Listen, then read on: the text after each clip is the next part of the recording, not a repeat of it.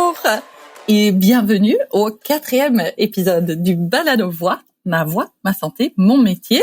Je suis Ingrid Verdog, je suis professeure à l'Université de Montréal et hôte de ce balado. Avec moi, j'ai Krishna Martineau, enseignante. Bonjour Krishna. Et Anne-Marie Vachon, orthophoniste. Bonjour Anne-Marie. Contente de te retrouver. Oui, contente de vous retrouver. On est rendu au 4e épisode. Ça fait maintenant 3 épisodes qu'on parle de voix. On a expliqué que c'est un processus magique, complexe. Il peut y arriver plein de problèmes avec cette voix, surtout si on a un métier où on l'utilise beaucoup, comme dans les milieux de l'enseignement ou de la petite enfance, par exemple, que les enseignants sont, par exemple, 5 fois plus à risque que n'importe qui d'autre de développer un trouble de la voix. On a vu qu'un trouble de la voix, ça peut être un trouble de tension musculaire ou bien ça peut être une lésion comme des nodules ou un polype, par exemple, c'est parmi les plus fréquents. Puis on a abordé qui est-ce qu'il faut aller voir si on a un trouble de la voix, le parcours, le cheminement, mais on sait toujours pas exactement ce qu'on fait. Donc, si un jour on se rend chez l'orthophoniste, qu'est-ce qu'on fait? Ou si on se rend chez l'ORL et qu'il se trouve qu'il faut qu'on fasse une chirurgie, qu'est-ce qui se passe? Et aujourd'hui, dans cet épisode, c'est exactement ce qu'on va aborder, le cœur du sujet. Comment est-ce que je travaille ma voix et qu'est-ce qu'on va faire avec ma voix? Est-ce que ça vous inspire? Krishna, est-ce que ça t'inspire? Moi, je trouve ça excitant. Là. J'ai hâte d'en savoir plus ce qui se fait concrètement avec Anne-Marie là, quand on arrive dans son bureau. Anne-Marie, est-ce que tu es prête à nous dévoiler tous tes secrets? Tous mes secrets professionnels peut-être, mais pas personnels. C'est pas aujourd'hui qu'on entendra ta voix d'oreiller non plus. Non, c'est ça, ma fameuse voix d'oreiller, non.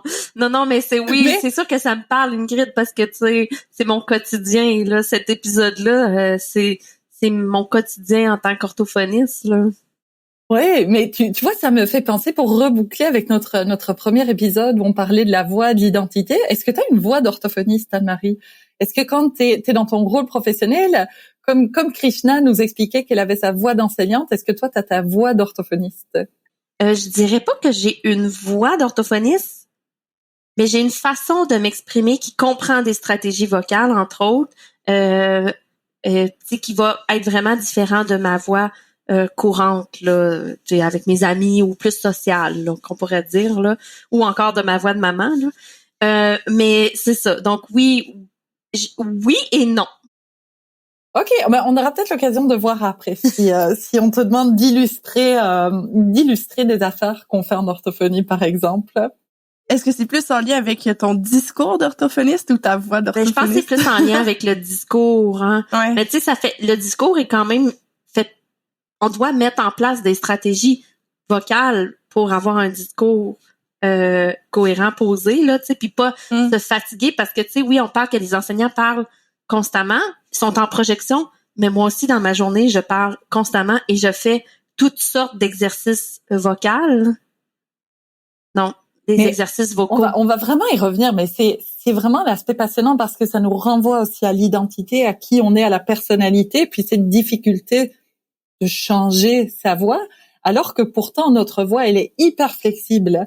Donc dans les différents rôles qu'on a au travers de la journée, tu parlais de ta voix de maman, je pense qu'on a aussi notre voix de chat. Toi, t'as un chat, Krishna, tu parles à ton chat avec ta voix de chat.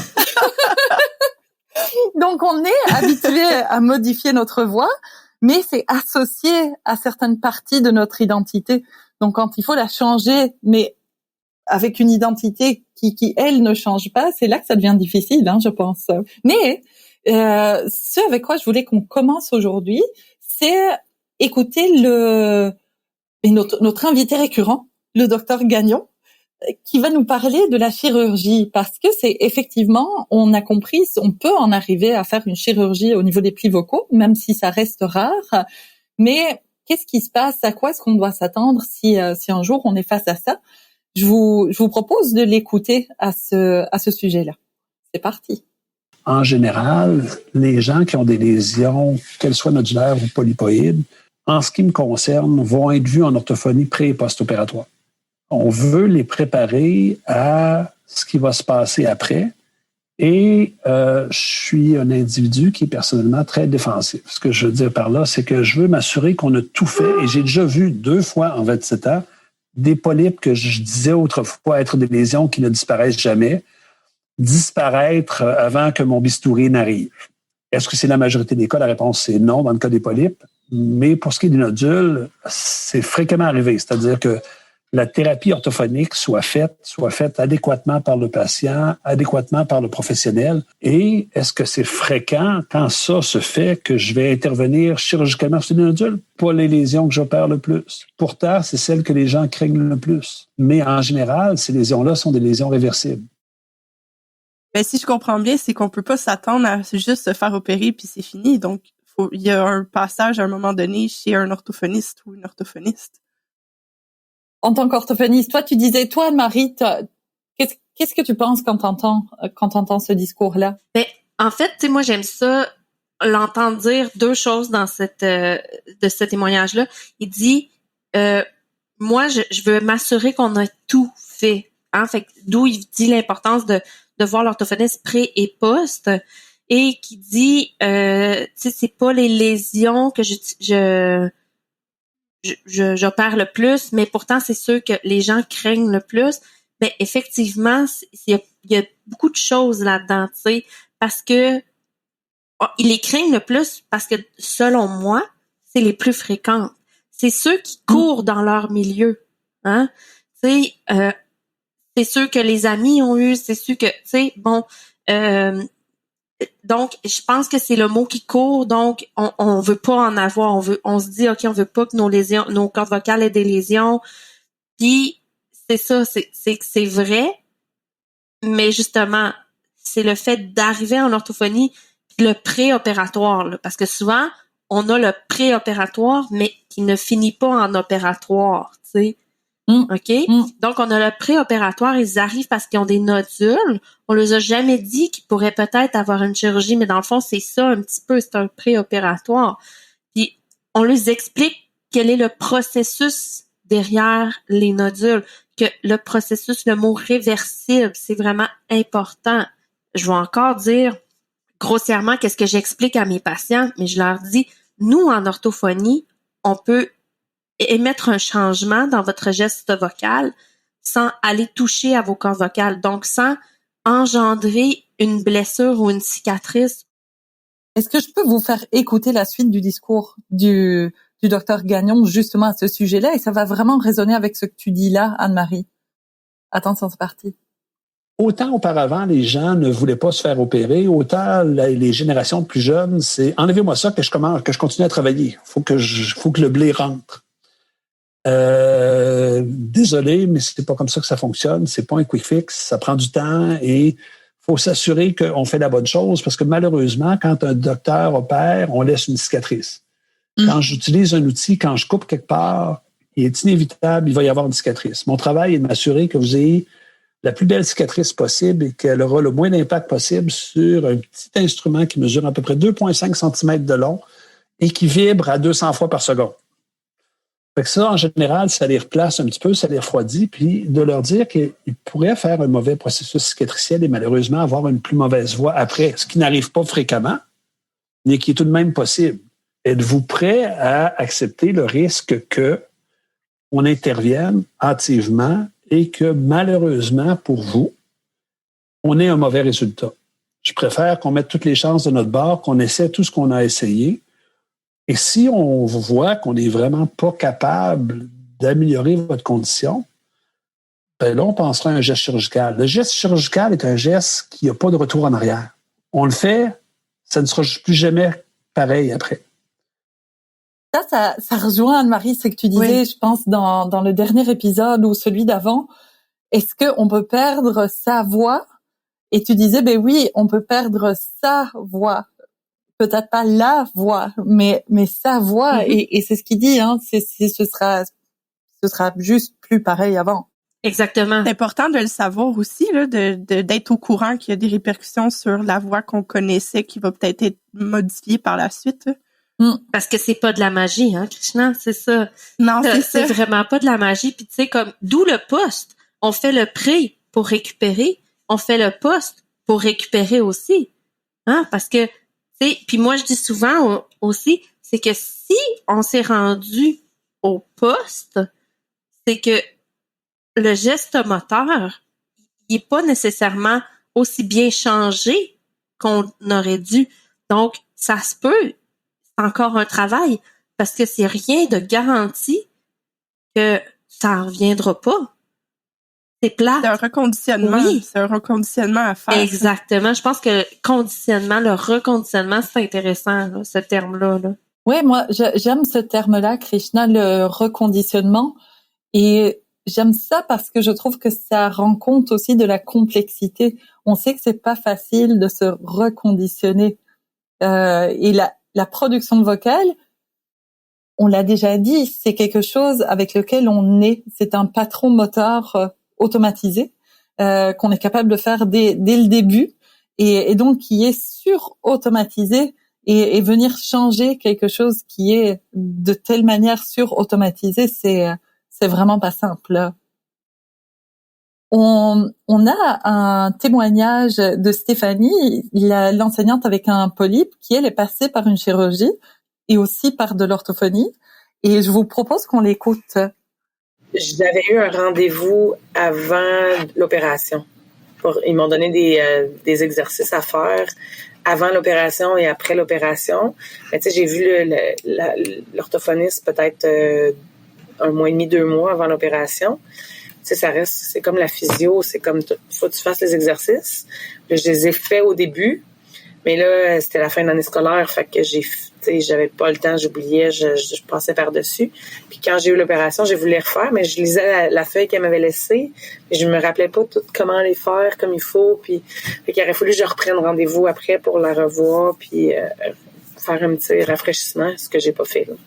Fait que ça, là, faudrait que, un peu comme ça me prendrait un coach particulier, il faudrait que je retourne une couple de fois pour être sûr de commencer comme il faut l'entraînement, puis après ça, je serais capable de le faire. Mais, tu sais, j'ai trouvé ça gênant la première fois, tu sais, faire des vocalises tout seul devant quelqu'un, c'était un peu gênant, là. Et même si je suis sûre qu'elle voit ça à journée longue, là, mais quand même, tu sais, c'est le temps de s'habituer aussi pour le faire comme il faut, là. On sent un peu une culpabilité, de pas avoir continué, puis effectivement, je trouvais que le parallèle avec le physio, c'est un peu à quoi je pensais moi aussi, là, quand on est obligé, on n'est pas obligé, mais c'est mieux de faire les exercices qui nous sont recommandés pour pouvoir s'améliorer puis changer quelque chose qui nous occasionne une douleur, là, parce que là, c'est une douleur à la gorge. Donc, je trouvais ça intéressant, ce qu'elle a dit. Mais tu te dis, on n'est pas obligé, on est obligé, on n'est pas obligé, on est obligé. Moi, je te dirais que quand tu rentres dans mon bureau, t'es obligé. Tu sais, en fait, parce que fondamentalement, t'es pas obligé. Mais c'est juste que si tu les fais pas, t'auras pas de résultat. Non, c'est ça. Hein? Puis tu sais, souvent, vous les enseignants, vous avez la pression du milieu de pas prendre congé et tout, mais tu sais, vous arrivez dans notre bureau très conscient aussi que il y a d'autres gens derrière vous parce que vous aussi, vous avez attendu. Hein? Fait que vous êtes très conscient de ça. Fait que tu sais, c'est vraiment, c'est ça. Tu te dis, Krishna, on n'est pas obligé. Moi, c'est comme un contrat d'engagement un petit peu. C'est que si tu fais pas tes exercices, c'est sûr que tu vas voir le changement va être vraiment plus long. Puis est-ce que tu es prêt à ce que ça soit si long que ça?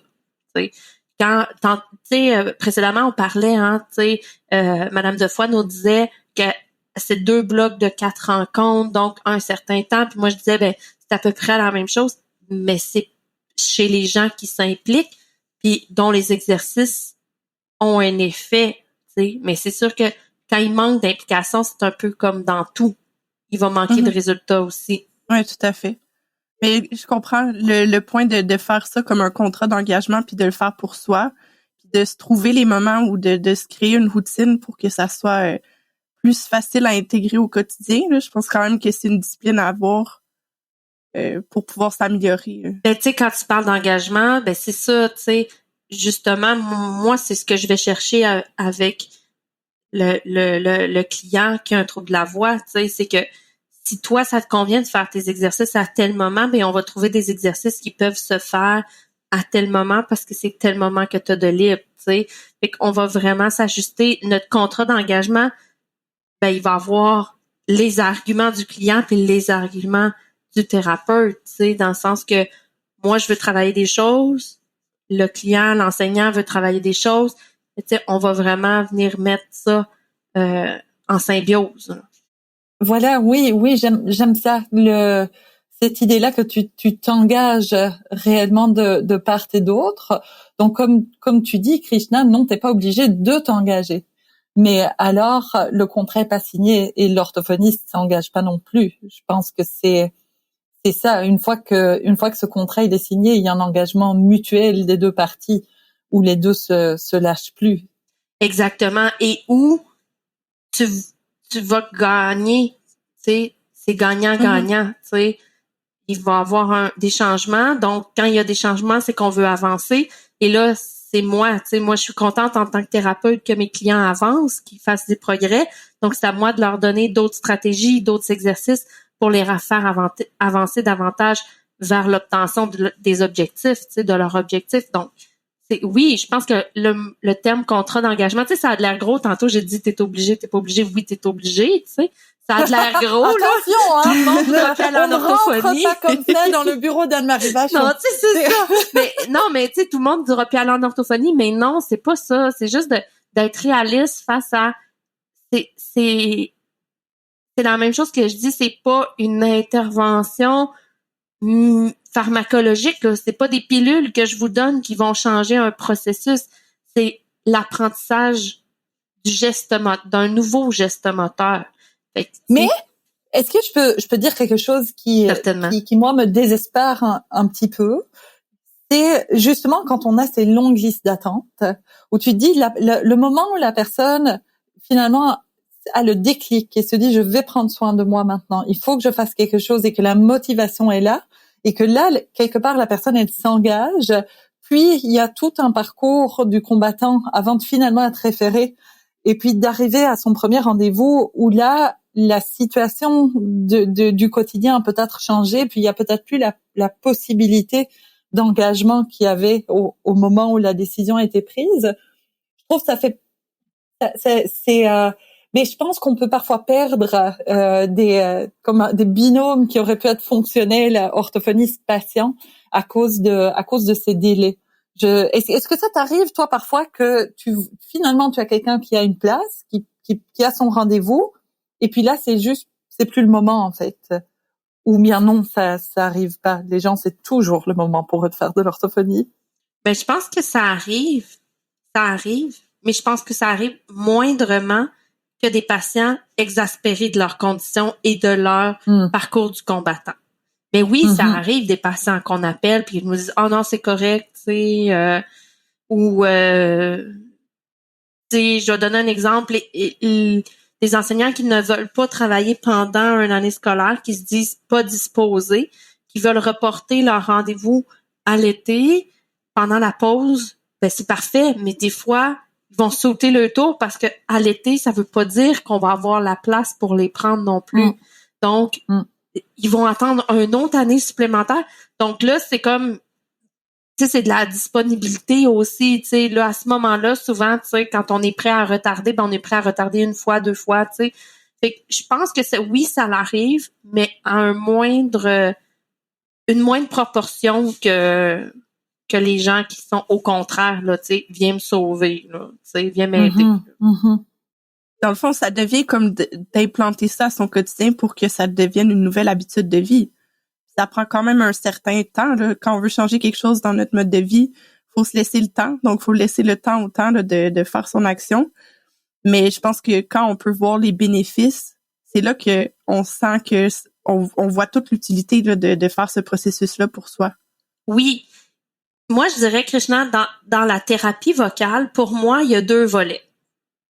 Il y a le volet de j'apprends, comme tu dis, tu sais, ça va faire partie de mon quotidien. J'apprends quelque chose de nouveau. Il y a ce volet-là.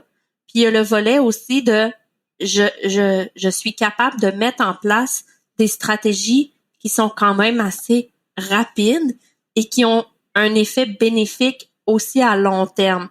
Oui, ils vont faire partie des habitudes de vie, mais ça, pour moi, c'est des fois plus facile à mettre en place et des fois suffisant. Tu sais, tantôt, on parlait d'être préventif versus curatif. Ben, il y a toujours l'aspect préventif dans une thérapie vocale qui est par les habitudes de vie, les stratégies vocales et tout, les stratégies de gestion de classe, la gestion de l'environnement. Ça, c'est une partie préventive, mais qui fait partie d'une partie curative. Mais cette partie préventive-là, tu sais, c'est facile. Je pourrais dire, c'est plus facile que de s'adapter à un rythme de réadaptation, tu sais, faire des exercices à tous les jours. C'est moins impliquant, puis des fois, ça suffit, ça. Tu sais, il y a des gens que, selon les objectifs des clients, mais des fois, juste d'implanter de nouvelles habitudes de vie, ben, ça va suffire. Ils vont nous dire, oui, ma voix, elle est changée encore, mais là, j'ai plus de douleur, ou j'ai plus ci, ou j'ai plus ça, tu sais, parce que ils ont fait ces changements-là. Donc, tu sais, c'est vraiment, moi, souvent le balancier, là, entre ces deux volets d'intervention-là, là. Je vous propose qu'on écoute comment l'orthophoniste Lynne Defoy explique ce que c'est une thérapie vocale, les différents éléments qui sont à l'intérieur d'une thérapie vocale. On commence par prendre des bonnes habitudes de vie pour avoir un instrument en santé. Donc, on doit bien s'hydrater. Fait qu'on apprend qu'il faut boire de l'eau régulièrement. On apprend qu'il faut que l'air qu'on respire, entre autres dans notre chambre à coucher, soit pas trop sèche. On apprend que même notre nez, il faut qu'il soit bien humidifié. Donc, humidifier les muqueuses de tout le système respiratoire et vocal, c'est la première condition. Donc, si on n'a pas déjà ces habitudes-là, ben, on va faire un plan pour modifier les habitudes qu'on veut bien changer puis qu'on pense qu'ils nous aideraient. Ensuite, des gens qui parlent tous les jours, qui parlent beaucoup comme des enseignants, je vais souvent leur faire travailler des exercices pour réchauffer leur voix avant de commencer leur journée, parce que c'est des gens qui commencent tôt. Hein, à 8 heures, les enfants sont en classe la plupart du temps. Donc, ils se mettent à parler, puis c'est parti jusqu'à 3 heures. C'est exigeant. Donc, quand l'analogie que je donne souvent, c'est si vous faites un marathon, vous n'allez pas partir à froid à faire vos 42 kilomètres ou même dans votre entraînement vos 5 ou 10 kilomètres. Vous allez vous étirer, marcher un peu avant de commencer à courir. Bien, je leur fais un plan de réchauffement avec des exercices simples. Donc, on pratique ça ensemble pour la voix. Et ensuite, on fait un plan ensemble sur comment ils vont l'intégrer à leur quotidien. Ça, c'est des choses qu'on fait. Chez les gens qui ont des lésions, par exemple, qui ont des nodules ou des polypes ou de l'inflammation sur leurs plis vocaux, ben là, il y a peut-être des techniques qu'on va travailler. Donc, par exemple, d'apprendre à mieux faire résonner la voix. Fait qu'on va faire des exercices de prise de conscience de c'est quoi la résonance, comment on la sent, puis une fois qu'on la comprend, on va pratiquer à résonner plus la voix. Tout à l'heure, on parlait qu'on a une certaine plasticité, ben ça fait partie ça. On peut changer la résonance de notre voix. Les gens qui ont besoin d'apprendre à parler plus fort. Des fois, il y a des enseignants qui me disent, je me fais toujours dire que je parle pas assez fort ou les élèves me font répéter. Bien, il faut apprendre à mieux projeter. Donc, on peut faire des exercices de projection vocale, mais encore là, des exercices qui vont être sécuritaires, qui vont pas créer du forçage. Donc, une bonne technique, ça se pratique aussi comme une bonne technique de course. Alors, c'est un peu ça qui se passe à chaque fois. Puis, on avance de façon graduée d'une rencontre à l'autre jusqu'à ce que la personne devienne autonome. Et tu dis, Anne-Marie, tantôt, d'y aller d'une façon progressive. Quand on atteint un certain stade, on peut passer à d'autres choses, puis vraiment y aller comme au fur et à mesure qu'on acquiert de meilleures compétences, là, si on veut. Oui, puis tu sais, elle a beaucoup parlé aussi des deux volets là dont j'ai parlé, là, tu sais, les habitudes de vie, l'échauffement, puis les stratégies, tu sais. Elle appelle ça des stratégies, on n'a peut-être pas le même vocabulaire, là, mais tu sais, c'est vraiment plus les exercices, là, qu'on va dire très orthophoniques, là. Est-ce que tu as des exemples de ce type d'exercice? Est-ce que tu pourrais nous faire un éventail d'exercices avec Krishna, par exemple? Ben, on pourrait avoir un éventail, on pourrait, Krishna, essayer peut-être le genre d'exercice qu'on peut donner comme que moi je donne pour ma part en échauffement vocal, tu sais, qui serait intéressant, tu sais. Tout à l'heure, on parlait de prévention, hein. Ben, tu sais, pour toi, peut-être que juste ça va suffire à bien échauffer ta voix, hein. Madame Defoy, elle a dit, on part pas le marathon de la journée sans s'étirer. Fait que ça serait intéressant peut-être d'essayer des exercices d'échauffement. Et si Krishna, juste pour te resituer, tu te souviens au premier épisode, tu sais, on parlait du processus vocal, tu sais, vraiment qui comprenait la respiration, qui faisait vibrer les plis vocaux, et puis tu sais, qui se modifiait selon la configuration, la résonance là dans notre bouche là. Fait que je te propose qu'on fasse un peu un peu un échauffement pour ces 3 volets là. OK. T'attends-tu? Ben oui. Ben, la première chose qu'il faut toujours penser, c'est que c'est la même chose qu'il faut être disposé.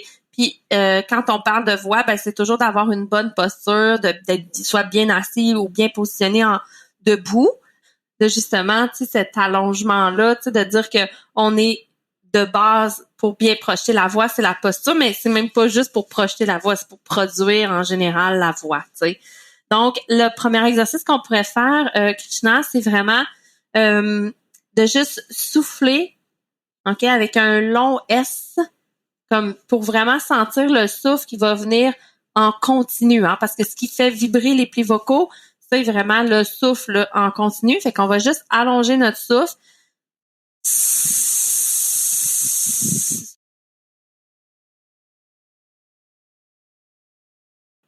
OK. Je te demande... Comme si je poussais, sais-tu comme si je veux pousser mes dents avec ma langue? Ben, dans le fond, l'exercice, c'est pas vraiment centralisé sur ta bouche, c'est vraiment centralisé sur ta respiration. Fait que ce que je veux que ça crée à l'intérieur de toi, c'est vraiment comme une impression que, justement, tu es capable de faire sortir de l'air de façon constante. Sans le retenir, on retient pas l'air, on la fait sortir de façon constante. C'est vraiment ça l'important. Parce que si tu retiens l'air, tu vas envoyer des petites particules. Tu vas envoyer des petits moments d'air. Nous, ce qu'on veut, c'est un flow continu. Constant. Exactement. OK.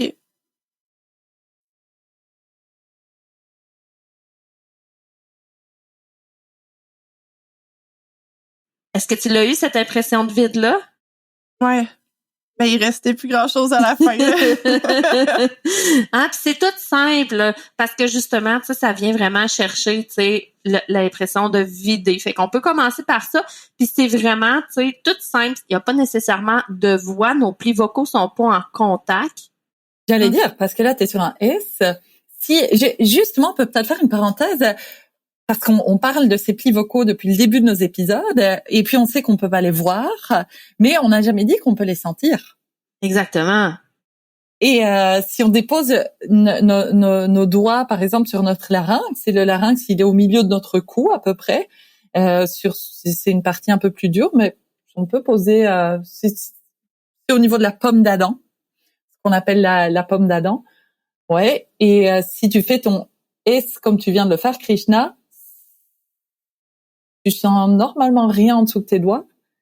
Mais si maintenant tu remets tes doigts et à la place tu fais un Ouais. En vidant l'air. Ouais. Mais là, tu sens que ça vibre en dessous de tes doigts. Hein. Donc, si toutes les personnes qui nous écoutent font ça et sentent cette petite vibration sous leurs doigts, ben en fait, c'est leurs plis vocaux qui sont en train de s'ouvrir et de se fermer à leur 200 fois, 250 fois par seconde. Mais alors, je vous laisse continuer sur vos exercices. Mais je vais reprendre la balle au bon, Ingrid. On va aller bien les sentir, Krishna, la vibration de tes cordes vocales, justement, par le prochain exercice, qui est vraiment, on pourrait dire, un automatisme presque, parce que c'est vraiment un mouvement qui vient rapidement là dans le processus de production de la voix. Donc, c'est important, tu vas pouvoir mettre ta main pour sentir. Puis ce que je m'attends à cet exercice-là, il sert à quoi? Tu lui mets sa main autour du cou, c'est ça. Hein? Tu lui demandes de tenir de sentir autour de son cou. Exactement, comme elle a fait précédemment avec toi là au niveau de la pomme d'Adam. Puis on poursuit encore à vider l'air, le souffle continue. Puis dans le fond, c'est vraiment là tu vas vraiment sentir le contact au niveau de tes cordes vocales, juste en faisant vibrer les lèvres et les cordes vocales comme le bruit d'un moteur. Donc un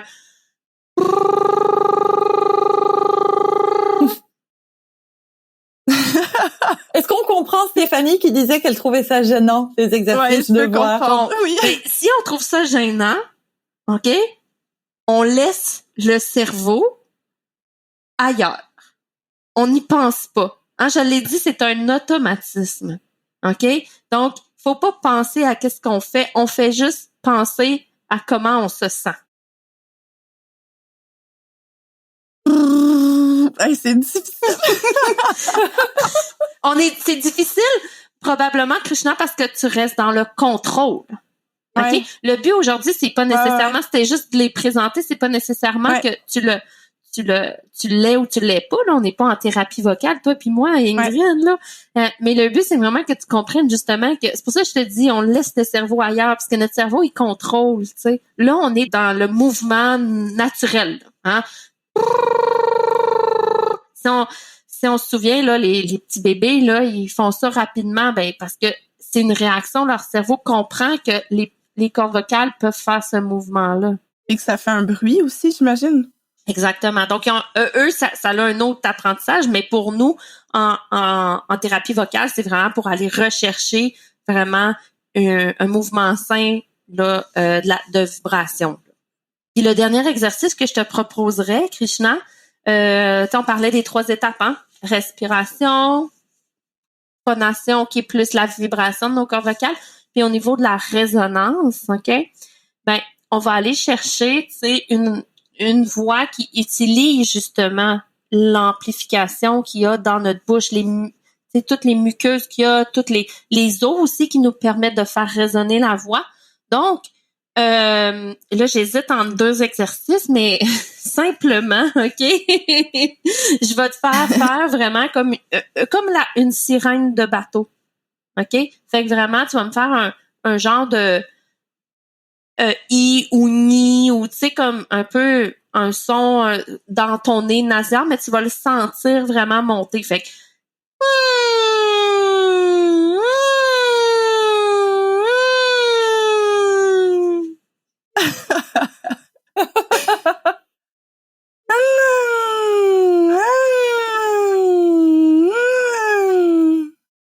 Et est-ce que tu le sens venir chatouiller ton palais ou ton...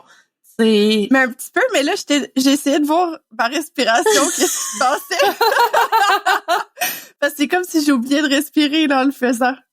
C'est ça, parce que, tu sais, c'est normal, là. C'est la première fois que tu l'essaies, puis moi, je te lance ça, Ingrid, elle me les a fait lancer. Donc, je te lance ça, mais tu sais, c'est vraiment des exercices qui peuvent être de base, là, tu sais, un peu comme échauffement ou, tu sais, vraiment pour aller chercher, justement, comprendre l'importance du souffle, comprendre l'importance d'une vibration vraiment pleine, saine, riche au niveau des plis vocaux. Et de la résonance aussi qu'on peut avoir par la bouche. Exactement. Moi, la manière dont je décris la thérapie orthophonique pour la voix, c'est que l'orthophoniste va aussi fonctionner comme un soutien à l'exploration vocale de la patiente. Et donc de guider la personne dans sa propre fonction vocale. Et c'est comme parce qu'on se dit, pourquoi est-ce qu'on mettrait pas juste 30 exercices en ligne et puis les gens ils pourraient faire les exercices?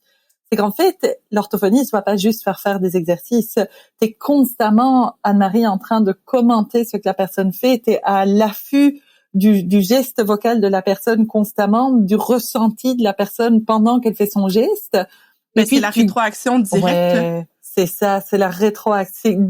Je te dirais, moi j'ai l'impression parfois, Anne-Marie, le travail d'une orthophoniste est vraiment plus dans cette rétroaction fine, dans l'observation et la rétroaction aux patients que dans des exercices spécifiques.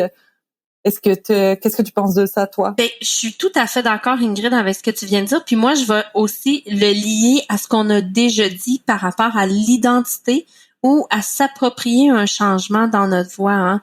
Tu sais, quand nous, on vous enseigne des exercices en orthophonie, en thérapie vocale, des fois, nous, on va trouver que la voix est belle. Mais vous, ce changement-là, c'est donc vous aurez de la difficulté à l'approprier. Donc, tu sais, c'est vraiment ça, c'est d'arrimer justement notre feedback, nos rétroactions à justement le changement et l'acceptation du changement. Mais moi, je pense que c'est ça, là, c'est l'acceptation du changement parce que nécessairement, on est habitué à entendre notre voix d'une certaine façon, puis là, d'apporter des petits changements aussi subtils qui puissent être, ils sont là. Puis il faut les réapprivoiser. Je pense encore une fois que ce mot-là est bien choisi, là, d'apprivoiser cette nouvelle voix-là. Complètement. C'est, on pourrait se quitter là-dessus sur apprivoiser notre voix. C'est vraiment joli. C'est comme de nouveau, hein, c'est comme ce petit animal qui est en dehors de nous, le petit animal qui est la voix. On continue à l'apprivoiser toujours. Et puis ça peut devenir un gros travail si la pathologie vocale est allée trop loin. Ça peut être un petit travail d'ajustement. Puis ça peut être un travail de réajustement constant. Je dirais même sans développer un trouble de la voix, de temps en temps de faire le point sur sa voix, son utilisation vocale et où on est rendu, peu importe la profession qu'on occupe finalement.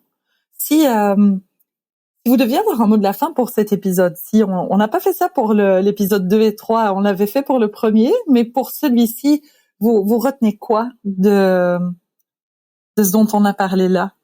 Ce que je pourrais dire au niveau, ce que je retiens de l'épisode, c'est vraiment que lorsqu'on est pris avec un problème de voix, ben c'est de savoir que nous-mêmes, en tant que personne qui a cette difficulté-là, on peut avoir une emprise sur son problème de voix.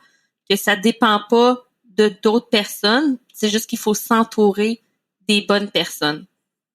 Ah oui, j'aime ça. Ça, j'aime ça, Anne-Marie. Toi, Krishna, qu'est-ce qui te reste dans la tête? Ben toi, t'as essayé les exercices d'ailleurs. C'est comment? Est-ce que c'est gênant? Ben c'est un peu gênant effectivement, mais ce que j'aime dans cette approche-là, c'est vraiment c'est personnalisé. Tu sais, Anne-Marie, elle a pris le temps de me proposer des petites choses peut-être plus générales, mais quand on est vraiment avec quelqu'un là, qui veut nous guider là, dans ce processus-là, c'est adapté à nos besoins puis adapté aux objectifs qu'on veut, qu'on se fixe avec la personne là, dans le contrat d'engagement dont Anne-Marie parlait. Mais moi, le mot que je retiens, c'est le mot volonté. Je pense que ça prend cette volonté-là puis une certaine ouverture aussi à vouloir créer des changements qui vont être bénéfiques à long terme, parce que c'est sûr que dans l'immédiat, oui, il va peut-être avoir des petits changements qui vont faire du bien, mais c'est vraiment le temps qui va permettre là, d'arriver peut-être un peu plus à des changements permanents, si on veut, ou du moins pas loin d'être permanent. Là, j'ai pas le mot pour ça. Mais sur le long terme, tout de oui, moins. c'est ça. Merci dans toutes beaucoup. Les sphères, là, oui. Ouais, merci beaucoup à toutes les deux. On va se quitter ici. On se revoit pour un prochain épisode où là, on va être sur le terrain avec des témoignages d'enseignantes dans leur classe qui vont nous parler aussi de leur technique de gestion de classe, entre autres. Donc, j'ai bien hâte à vous revoir. Ben oui, à la prochaine. Oui, bye bye. Bye.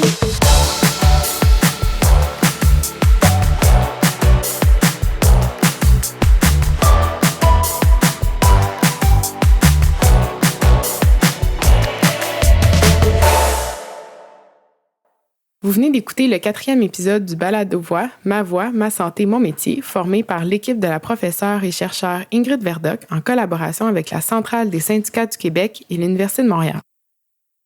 Dans l'épisode d'aujourd'hui, les animatrices et les experts-expertes ont fortement mis de l'avant l'importance de la prévention et des interventions orthophoniques.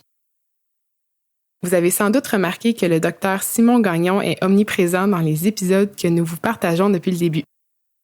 Si vous êtes intéressé à avoir davantage d'informations sur les sujets abordés par le Dr Gagnon, nous vous invitons à écouter l'épisode bonus de l'entrevue complète entre Ingrid et le docteur. Le Balado Voix revient après les fêtes avec l'épisode 5 à compter du 12 janvier 2023. Dans ce prochain épisode, nous discuterons de la voix dans le bruit. Que ce soit les environnements bruyants, la charge vocale, les stratégies d'enseignement, tout ça sera couvert au prochain épisode. Nous vous rappelons également que le Balado Voix est offert sous forme de formation continue créditée si cela vous intéresse. Les informations concernant la formation ainsi que tous les liens vers nos médias sociaux seront dans la barre de description. Bon congé des fêtes, reposez vos voix et nous, on se retrouve à l'épisode 5.